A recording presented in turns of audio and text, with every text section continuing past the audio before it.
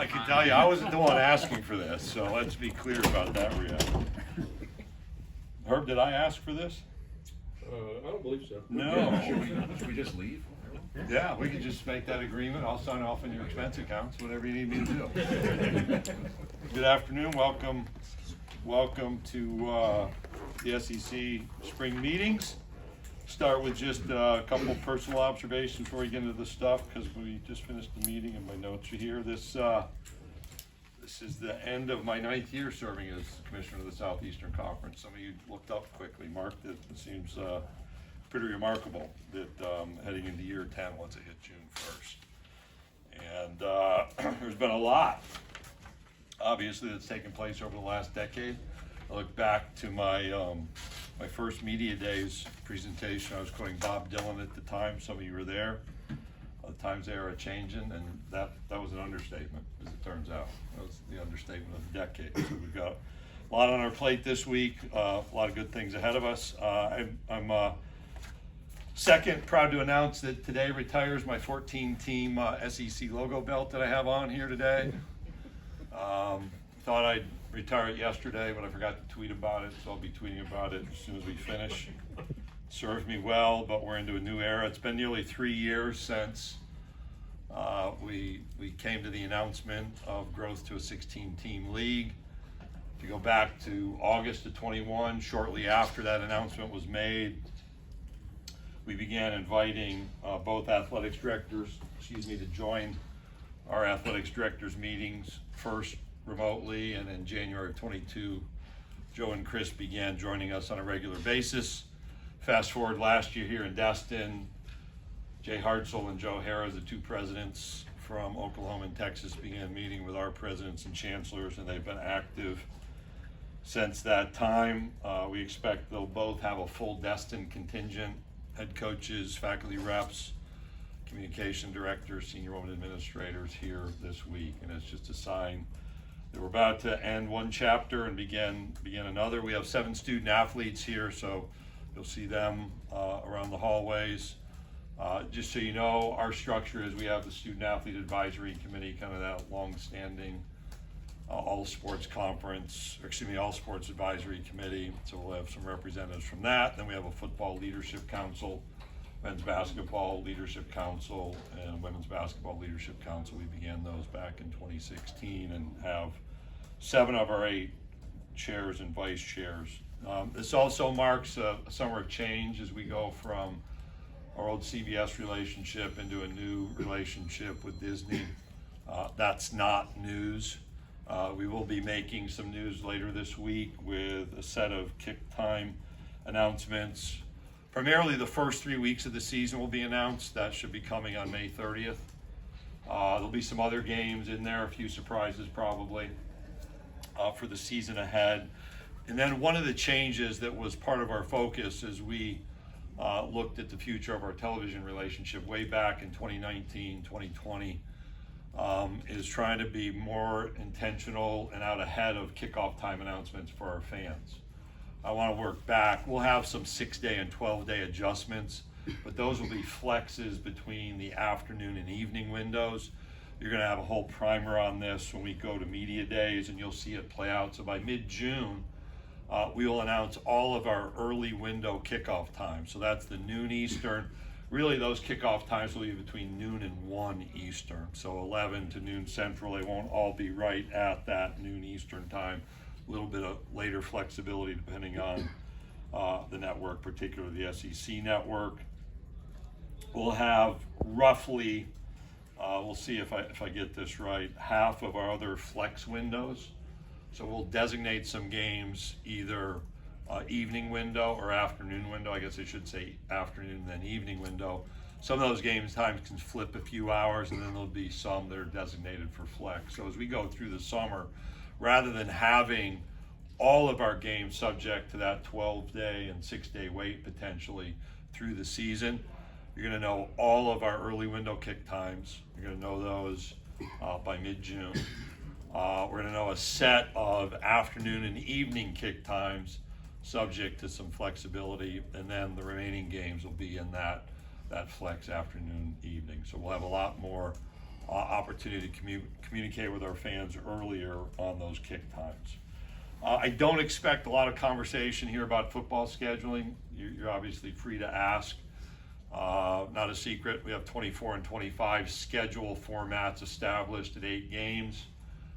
We announced our 25 opponents, a couple months ago. We do have 26 and beyond out there. Given all that's happening around us, scheduling kind of is out there, and we continue to talk about it, and we'll likely just have some updates. We are going to have a discussion about student athlete availability reporting. So members of our staff have been working on this project really since last summer. I referenced some considerations that we would have. That doesn't mean there's going to be a decision. In fact, you should not expect a decision, but you should expect a discussion. That's obviously different than the culture that's existed around much of college athletics over time.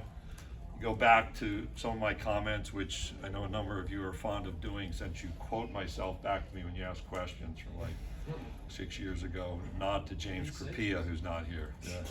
Yeah. I noted we don't want to just rush into something. It's not injury reporting. It's a very different circumstance given some of the privacy issues we have. Yet, when you start to see the numbers of dollars being bet on legalized sports gambling around college sports, not just football, but men's and women's basketball, volleyball, baseball, I think all of those catch your attention. We have to be thoughtful about how information is managed. It's also a reality that the lives of young people in colleges versus the lives of professional athletes are very different, a lot more exposure to people.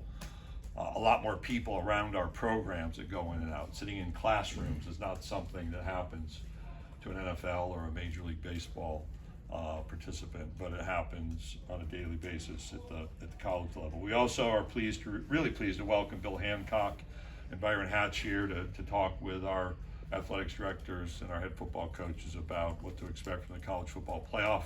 The year had honored that Bill would spend what is essentially his last full week in the executive director role with us, but want to say heartfelt best wishes and thank you to Bill and Nikki. Bill will still be around and work with Rich Clark as he transitions in next week, and look forward to working with Rich, but honored that Bill would choose to spend some time with us.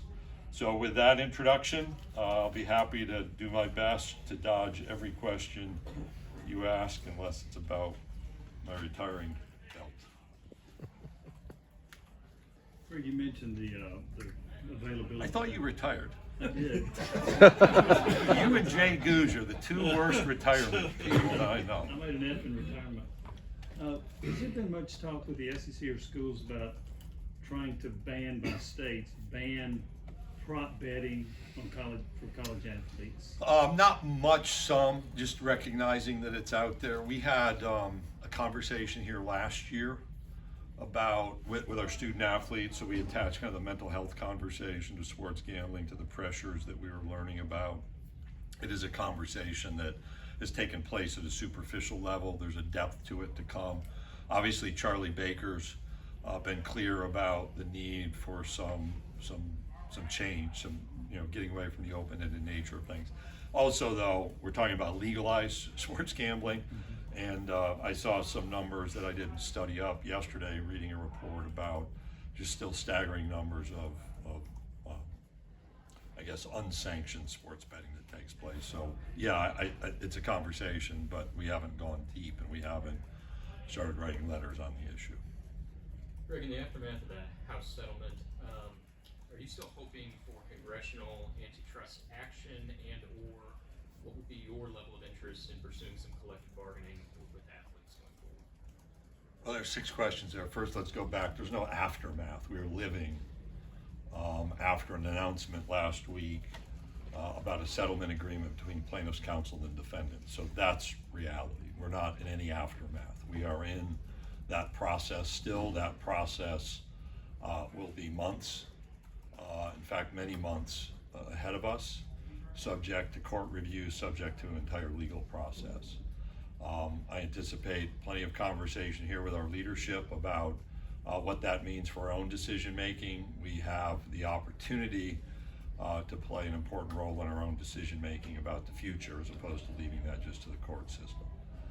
So that's one component of your question.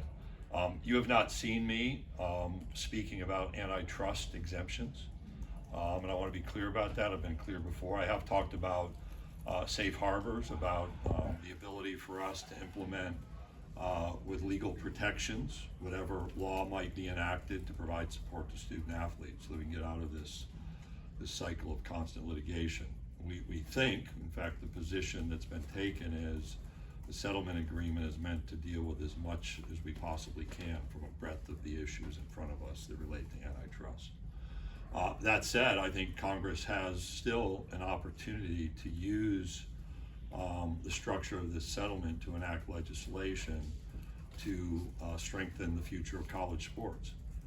And I hope that those who've said, well, we want to see you, college sports, involved in decision making before you come to us for solutions, take seriously that we are a part of problem solving. Obviously, we're in an election year. Congress is a challenging place to accomplish a task, and I say that respectfully. I mean, there's a lot on the plates of our House and Senate members. That said, you know, we have 11 teams in the baseball tournament leading to a College World Series. We have teams going to Oklahoma City to compete against other conferences in the College World Series. We talked about the college football playoff, the Final Four. This is a national system that deserves national standards, not just state by state, whether it's legislative action to determine rules or attorney general action to determine rules. We need national standards, and that's the role that Congress plays. To be in collective bargaining, you're going to have to be in an employment situation. I've not had a student athlete come to me and say, I want to be taxed like an employee.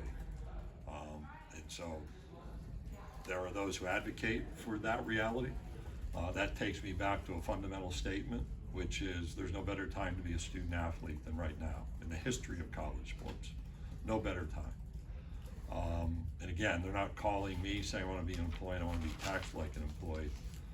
Those rights advocates, you know, they have freedom of movement. They have freedom to access name, image, and likeness opportunities. It's a pretty good existence, and we ought to be careful to try to honor that while we think through better ways to support our student athletes in a national competitive structure.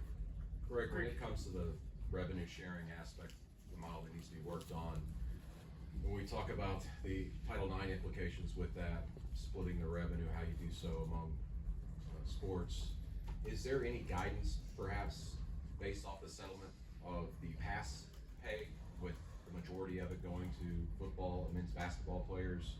Is that something that can translate to the new revenue sharing model in the SEC and among the A4? If I understand the question, I don't think those comparatives are precise enough. In other words, you're asking the precedent from cost of attendance, outcomes, or the Alston grant outcomes, and how those relate to Title IX and the new settlement model. So we have to see the conclusion of the new settlement model. I think speaking from a wide perspective, we continue to seek to provide broad-based programs. If you ask about what's happened with cost of attendance and Alston grants, our programs provide those broadly between men's and women's student athletes. You know, this is a different model, and on the list of work projects includes working towards the outcome of the answer of the question that you're asking. How much, I mean, obviously Title IX come into that when you discuss this, and because one way or another, you're gonna have football players saying we deserve more than, or even our men's basketball counterparts, women's track and field. How do you go into this knowing just all of the potential legal ramifications? It's a big world out there with a lot of legal ramifications. So we had, 4 or 5 lawsuits with legal ramifications. And we are going to be diligent in working through the outcomes around dealing with what we've announced from a settlement standpoint. And as I indicated earlier, there is no kind of looking back. We're in that process right now, and will be for months. How much legwork has been done already, working ahead with the Big Ten and your joint advisory committee you guys spoke? Well, any of our work will be done with the appropriate sensitivity to settlements agreements and antitrust law. We do have joint defense privilege that was part of our communication when that was announced. And I'm not gonna pop out there our conversations. That wouldn't be appropriate or respectful. Greg, every time they are changing, Hang on, Pete.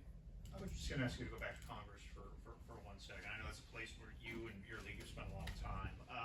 You referenced the prevailing thought that it'd be easier to get help as opposed to some kind of overhaul. Could you walk us through maybe some next steps there, Greg, and what you'd be looking for, and what do you think's feasible? I don't know that it's next steps.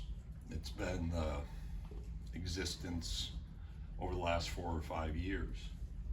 And I don't know if you and I've had the conversation. I think generally I've shared, dating back to our football championship game press conference. I had just come from a couple of days in DC, that what you've seen is a progression from maybe a little bit of curiosity. There's some who understand to, I think our visits have provided an educational basis where there's a level of conversation, a level of interest. And I would say going forward, it's a continuing repetition of that educational effort. I would welcome action between now and the election. Most people with whom I converse say that's unlikely. And so your educational process will continue post-election. And it will depend on who's in leadership of each party within the House and Senate, where the majorities lie, and who occupies the White House. Those realities guide conversation. So as much as it's been unpredictable, I think it will still be unpredictable, yet we have a responsibility to engage in the education and in the conversation and in seeking what I described, as some national standards so we can conduct national competition. That's part of Congress's role. Greg, You wanna follow up? Just, it would be narrow now that we have the settlement, or the framework for the settlement going forward. It would be narrower, and is that specifically, I guess, what you'd be looking for, is just unified national things to get the fiefdoms out that are popping up with different rule sets? Well, to the extent that's possible. I go back to national standards. Yes, the settlement terms would provide a new and specific framework that could be used, but again, I think we all took civics and we know things get attached, and trying to have some coalescing around a solution can try one's patience, but also expand one's thinking. Thank you.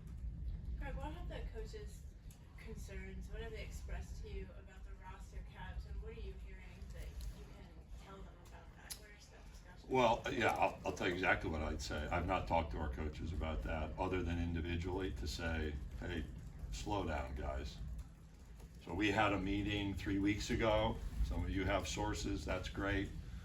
I think it's a bit of a threat, a danger, that we can't have a conversation about concepts that don't populate themselves outside the room. So then that provokes a reaction. I know other conferences have discussed it. Coaches have then texted our coaches. They get fired up, and we said, just wait, we're gonna have a conversation. That's where it is. That's a concept. And understand that football captures the attention, but we have 21 championship sports, all of which need to have a level of conversation about that roster piece. Greg, do you have any clarity on what sort of the NIL policing piece of this settlement might look like? I mean, how much of that has been clarified, and to your best of your knowledge, like what is that actually going to look like, and how do you feel collectives might fit into that? Well, I just reread like the settlement terms, and the word confidentiality is at the end of it, so we'll see. I was over here. times are changing. Just thoughts on the fact that there's a player within the SEC now at one of the flagship institutions in Georgia suing the active head coach for the University of Florida. Oh, I'm not a fan of lawsuits. That's what I think. Does it just kind of speak to just what the new reality with the NIL and everything that everybody from Billy Napier to all these coaches are having to deal with? Yeah, but there's been lawsuits. That's not the only lawsuit involving a coach over the last year. Won't be the last. You know, that we have a legal system and people have rights to pursue what they view as grievances, and the legal system sorts that out. Greg, I heard you talk on the SEC network on the baseball tournament. See, I told you somebody quote me for something. You use the term hard decisions as you implement, the settlement. What are some of those hard decisions ahead? Oh, we'll see. It just said hard decisions. So when you have a shift of revenue up to 22%, things won't remain the same. And that predicts that people are gonna have to make decisions. Now that may be any number of wide range of issues that I haven't even begun to consider, some of which I can imagine, and some of which I'm certain we'll learn about this week and in the weeks to follow. Greg, what have the conversations been like, I guess, over the last 3 to 4 weeks and maybe longer in terms of the revenue sharing and how athletic departments are going to come up with that money? I know it comes from the college football playoff, I know it comes from the conference, but also ticket sales, merchandise, whatnot, to be able to afford to pay these players and be competitive in the SEC. What have those conversations been like in this week? What lies ahead? Well, Trying to raise that money is what I'm getting at for some smaller institutions. we don't have smaller institutions. We have From a budget standpoint. flagship state universities, Correct, yeah. from a budget standpoint. Well, I think people are going to work to understand the terms of the settlement first. As I said, that's in process. And I intentionally use broad, we're gonna have hard decisions to make. You don't have that kind of economic shift without decisions having to be made. Have we been granular on that? No. Have we talked generally about what might be ahead? We have, and I think there's been more of those conversations taking place rapidly on campus at this point. Do you see a time where schools over the next, whatever that is, 8 to 9 months, trying to find different ways, whether that be to raise ticket prices, or whether that be, and I'm talking about for the future, but coming up with different scenarios for them to be able to afford whatever that salary cap, we're gonna call that, is going to be? I would not want to predict the what.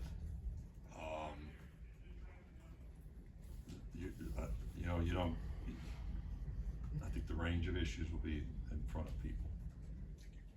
Greg, to clarify on the NIL piece, I mean, when we talk about collectives, what is your vision on how they might exist in this future We'll see. structure?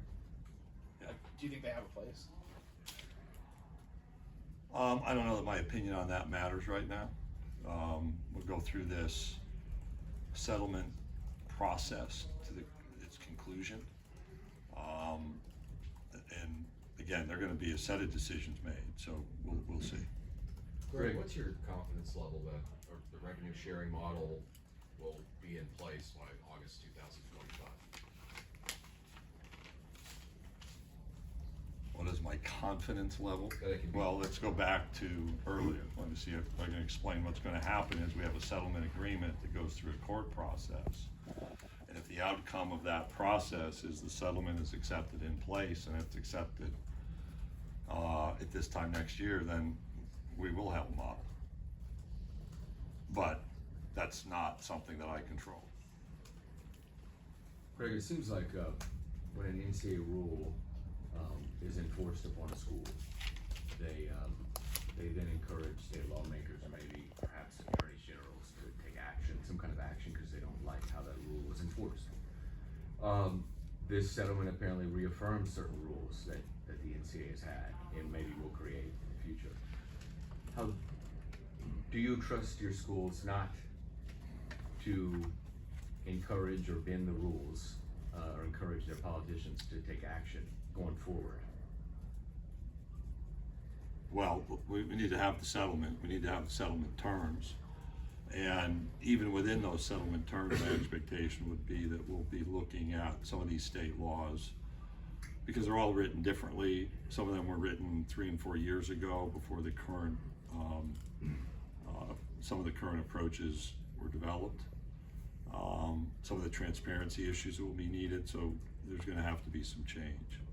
And yeah, we'll have to have some messaging around what state laws might need to be modified to facilitate that, the onset of the settlement.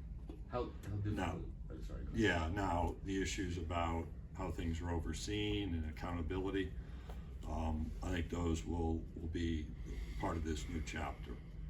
And my desire would be, as we collaborate towards that kind of outcome, that will reinstate a healthier culture around meeting expectations, and when expectations are not met, the ability to provide the right kind of accountability in the right sort of time frame. How do you view enforcement going forward post-settlement, as far as whether it's a new entity created or NCAA or outside entity? Like, what do you see it looking Well, the like? reality is, I think there's some options, there's some openness to what that might look like.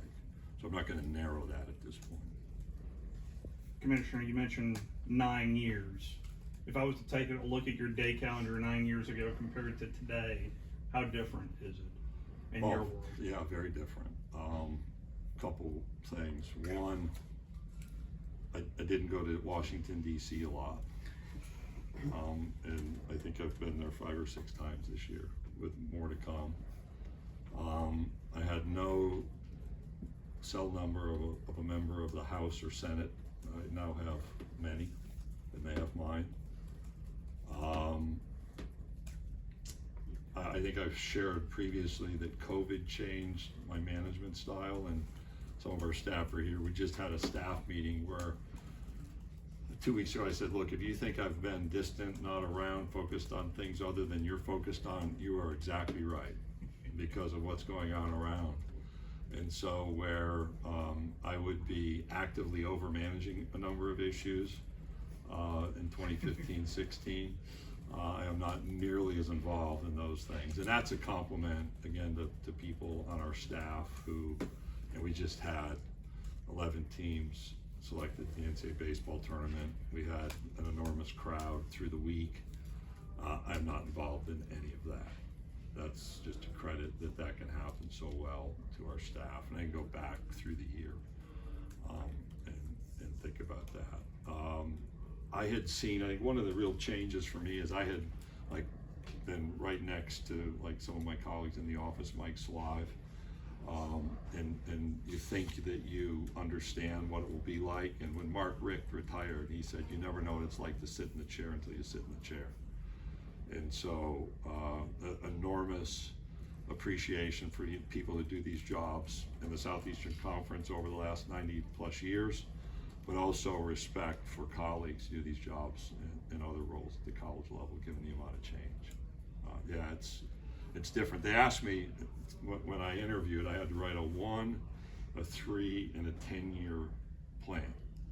So I could write a 1-year plan, and what's interesting, I've gone back and looked, and I batted 700 since we're in the baseball, softball time on that 1-year plan. You think things and you get in, and some of it's delayed.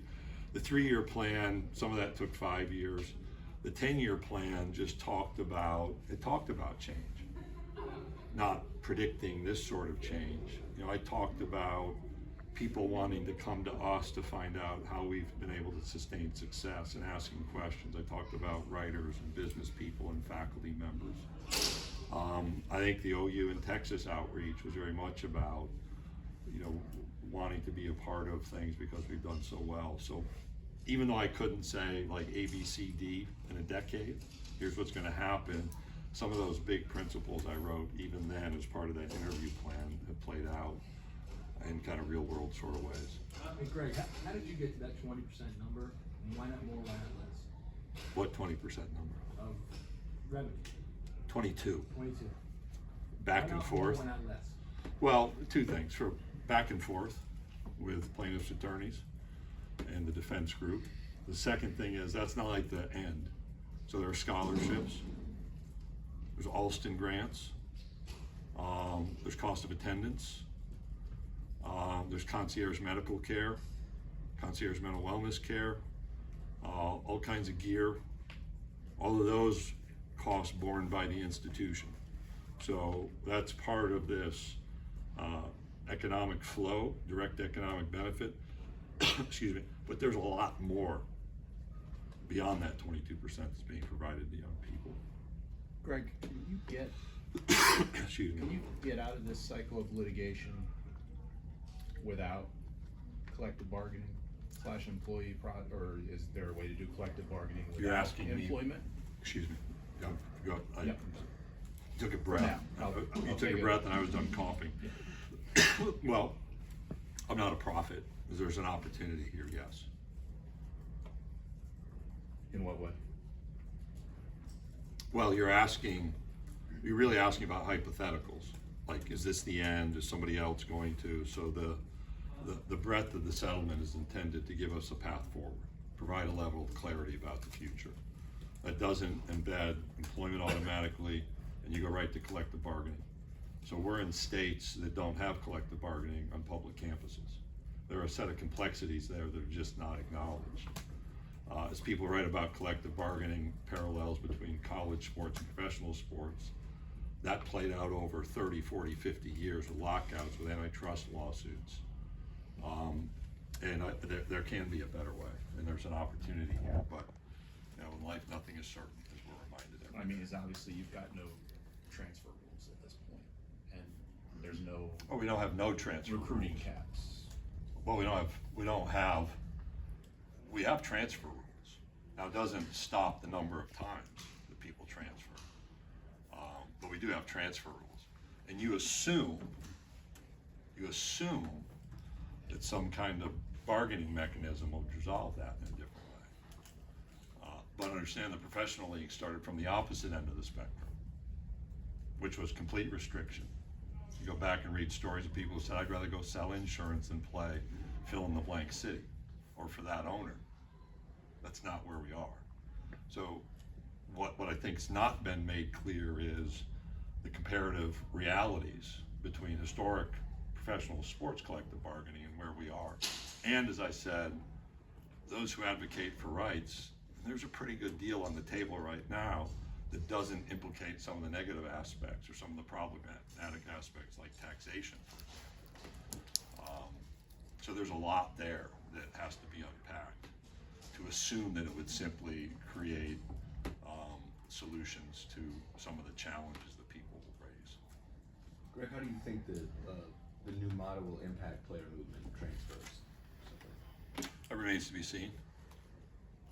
It can be managed in different ways. But we're going to walk through a settlement piece and we'll see what that allows. Because schools could sign contracts with players, you think it could? There's a possibility it would limit it. We'll see. It's obviously hard to obviously 11 teams going into the NCAA baseball, which happened with the addition of Texas and OU. You might be able to break that record next year. Might be.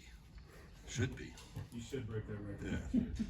Well, I was asked yesterday, nobody's ever done it, and my first observation in the interview was there's no cap on the numbers that's part of the selection criteria. Over the last few years, I have observed generally within meetings that the line of thinking will have to change. And I remarked yesterday that you've heard, well, in baseball, if you don't have 12 or 13 wins, you're not going to be on the board. Well, you could have 11 or 12 wins next year in this league in baseball and be a really, really good team. In fact, if you look at Ole Miss, I didn't check the RPI yesterday, but at the end of the week, they were like 32. And that's with a losing record. So they're kind of gerrymandered out because we have this 500 record, which says dumb down your non-conference schedule. And I don't think we want that. That's not good for the games. People want to challenge themselves at a high level. Midweek, I'm in DC on one of my trips. I pop on the television, and Arkansas is hosting Texas Tech for 2 midweek games. Those are the things we want to encourage. And we should have high expectations, but it's going to challenge some of the selection thinking. I got beat up during basketball because I talked about pressure on AQs. And I brought the articles. I never said take away AQs. But I think we're gonna have to be challenged, like the Transformation Committee did, to say, perhaps it's time to expand brackets and provide opportunities. A lot of our colleague conferences invited Division II and Division III institutions in so they can meet minimum, so they can exist. Against that reality, we have conferences like ours that have grown to 16 teams. We're a super league of our own. The Big Ten's at 18, the ACC's at 18, I think the Big 12's at 16. And so those are highly competitive situations that will have to be understood and evaluated in a way that's probably different than sport committees functioned a decade ago, with smaller conferences and fewer members of Division I overall. Greg, when you talk to SEC baseball coaches, maybe some changes to rules that we've seen this past year when it comes to maybe stickering the bats, how that process goes about as well. How much input have you seen or changes when it comes to sport? Maybe over the past 2 to 3 years, maybe with different rules that y'all have in place compared to where we are now? Like big picture, as far as changes in the rules, we created collaborative replay. We, the SEC, created collaborative replay in 2016 because that's not perfect, but a better way to make and support officiating decisions. And I can recall, that first season, LSU's at Auburn. There's a last-second play, boundary catch in the end zone. If you remember, the catch was successful even after evaluation. In the stadium booth, what was not picked up on was that the snap had occurred after the clock had expired. And the voice from the replay center said, hey, you need to check the clock at the snap, because I think one of the hardest expectations is officiating is you take basketball and you bring a bunch of officials who are running around breathing hard, sweating, put them on the little jog device and tell them to evaluate, find the right video first, then evaluate it properly, while there are 10 or 15 or 20,000 people screaming and coaches staring at them from the sideline. I think that's the worst way to make decisions, just like basic psychology 101 in decision making. And so that's one effort that for us begins Labor Day weekend and ended yesterday. I mean, we're a 7-day-a-week operation, so that's a change. And I think that's helped provide better outcomes. You look in baseball, I went to a Yankees-Red Sox series as we were considering implementation in the summer of 16. I'm a Yankees fan. The umpires were clearly wrong on a safe out play at first that didn't favor the Yankees. Joe Girardi was the manager. I expect he's going to come out on fire. He just walked out, talked for a few seconds. They went to replay, overturned it, and life went on. It took some of the emotion and the heat out of the game. Now, I think even this weekend, you see in softball last night, Stanford, LSU, and even our situation Saturday, where you create traps on what we can't do. So what I would like to see is more flexibility around the use of replay, not to make it an officiating circumstance, but let's have some new thinking and not be afraid of technology. Pitch calling for us in baseball, we were first with technology for the catchers to hear, and now we have wristbands. You look at the 2-minute warning in football, you look at some of the timing changes. The games still look the same. We put a green base, and all of a sudden I've got people that say that's the worst thing I've ever seen and that's the best idea I've ever seen in baseball. It should happen in softball like 5 years ago, given the tightness of the game and the number of plays at first. But we have to move past some of the old way of doing business, and we're doing that now with this settlement. In life, you don't want to cast off the lines and lose sight of land. That's hard, especially when you have a normal way of thinking, a system that works, but we are constantly being challenged to retain the core of what we do, but walk through some uncharted waters, whether that's playing rules, what's happening around us legally. And I think maybe people can criticize we've been slow to adapt, but we've continued to adapt, whether it's the things we're talking about from a legal settlement, whether it's NCAA rules, the NCAA's had to adapt, and even our playing rules. So I don't know if that gets to the heart of your question, but those are some ad hoc examples. That was a good amount of them. Yeah, we wanted and continually talk about what's ahead. We talked even about numbering situations, about alignment in football. I don't think the general fan base realizes the challenge happening at the line of scrimmage with placement of players, who's eligible, who's not eligible. some of the NFL rules help clarify that, and those are guys that are veterans, might play 9 and 10 years, and that's all they do. You put a freshman linebacker trying to figure out, well, there's movement, and which one of those guys is covered up and which one's not covered up, and then you add a hurry-up offense to it. You know, that's a pretty big challenge that I think has to continue to be evaluated by the Football Rules Committee. Greg's got With to Title go IX, to. Let's take one more question here from Ben. Craig, just to I was clarify, just getting warmed up. just to clarify, when you talk about the availability reports, are you talking about just football, or are you talking about across all sports specifically? Is that being discussed? Across a set of sports where the trends in gambling activity justifies that. So I listed a set of sports: football, men's, women's basketball, baseball, softball, volleyball. Did I get that list, Gar? Close to it. Those are on our mind. That doesn't mean it would all be there. Pete? The most ambiguity in the wake of the settlement from ADs and coaches come from Title IX and revenue distribution. I guess as you're addressing them this week, what do you plan on telling them in terms of how they can divide, you know? Oh, I don't plan on telling them anything. I think Okay. that's part of the that's part of the conversation. The question I was asked earlier about our trends have been to provide some equity. This is a very different world that I expect will elicit opinions, perspectives, and you know, we've got time to learn those perspectives, and then we're gonna have to work through what that means from a decision-making standpoint. I think you go back fundamentally, we've won 4 national championships so far this year. We've got a number of opportunities ahead. They're all in women's sports. So we've supported our female athletes in just great ways. Yesterday we had a set of games, weren't as successful as we wanted in softball. I think that's who we are. Now we've got to wrestle with this new piece, and that's what the conversation will help us do. We'll wrestle through it and come out in a healthy manner. Thank you. Thanks, Greg. Yep. We have credential pickup here at 8 o'clock in the morning.